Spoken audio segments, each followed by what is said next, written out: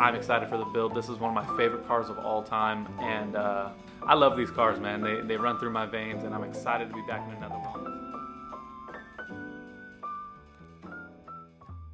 What is going on, YouTube? Welcome back to the channel. Welcome back to another video.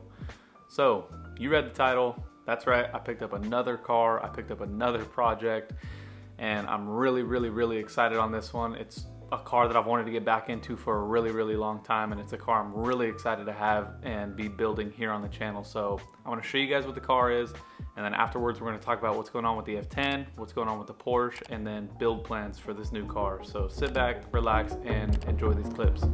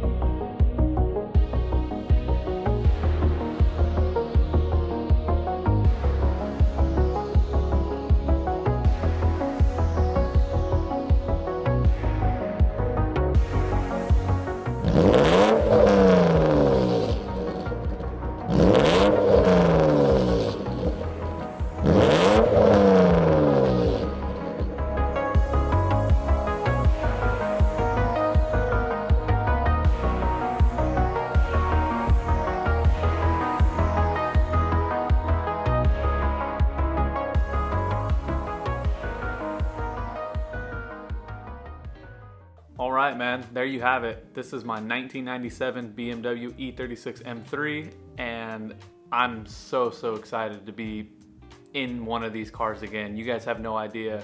It's actually kind of funny. My very first E36, which was my second car ever, that was kind of the very first car I ever got to build. It was kind of a car I picked up like getting into my adult life. I worked like I just worked at a little pizza joint, but point is it was like the first car that I ever really kind of put my money into and built the way I wanted, and it actually is also the exact same car that I got my first tattoo of.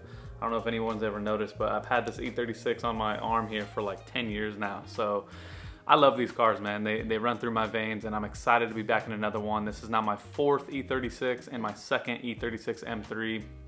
And I'm really excited for what I have planned for this car, and we'll get into that in a second. But for now, I want to address what's going on with the F10. So last week, the car did sell. I had been talking about it for a while. Once I finished up the wrap, that I felt like the car was kind of finished in my opinion, and I just didn't really have anything else planned for that car. I didn't want to throw any more money at that car, and so I did sell it, and so that car is gone. There won't be any more F10 content. I kind of did all of the content I wanted to do for that car. And so yeah, you know I started this channel with that car, and so I do want to say thank you for everyone who has supported the build and followed me along that journey. It was a really fun one, but I think we're going to take what we learned with that, apply it to this car, and I think it'll be a lot more fun than the F10. So, but moving on to the Porsche, I do still have the Porsche, but I don't really think I plan on making a lot more content on it, to be honest with you guys. This is gonna maybe sound a little confusing to you, but in my head it makes perfect sense. But I think that the Porsche, despite the fact that I make these videos because I like making these videos and I make them for, you know, I like giving back to the community, I like documenting my build, but I also like being able to make these videos to help people with their own build. But with that means I'm kind of trying to grow this channel, right? I'm trying to, you know, get more people subscribed and watching my videos and stuff. It kind of helps me make more of these videos, if you will.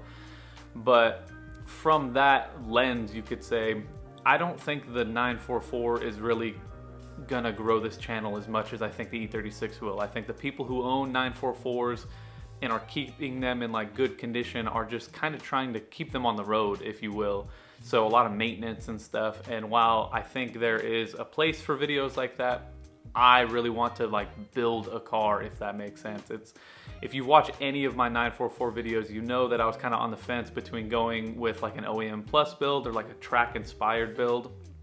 And I opted to do an OEM Plus build, but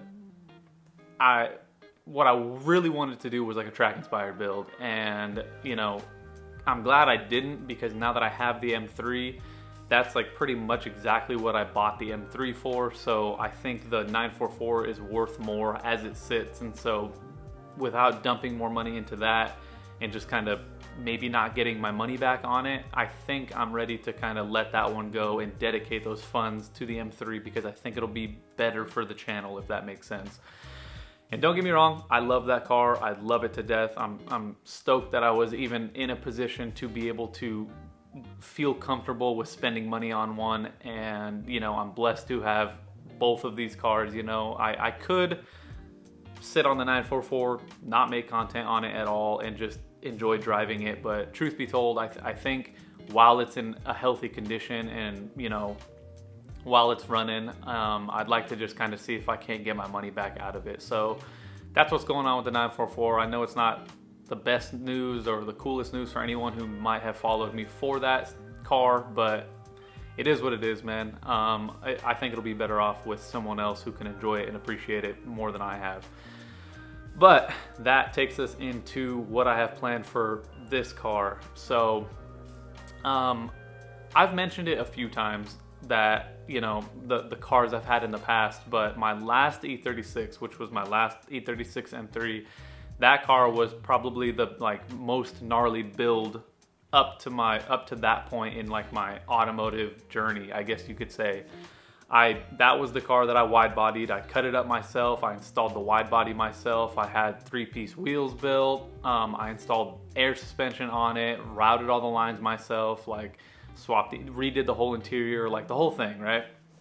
And I'm kind of itching to do something like that again. That's kind of what drew me back into this car. I'm familiar with these cars. I've had a few of them and I've done some gnarly stuff with them. So the whole entire point for picking this car up, like what I have in mind again, is to in fact wide body it. But what I'm going to do this time is do a like track focused wide body kit, I guess you could say.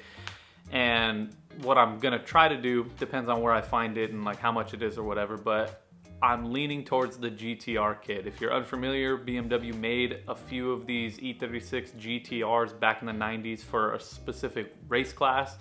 But outside of that, there's not been a lot of people who have documented a GTR wide body build. There's one channel that I've been able to find that has sort of documented some of that process, and I don't even know if that guy has the car anymore, but I'd like to do that. I'd like to do a track inspired street build this time, for real.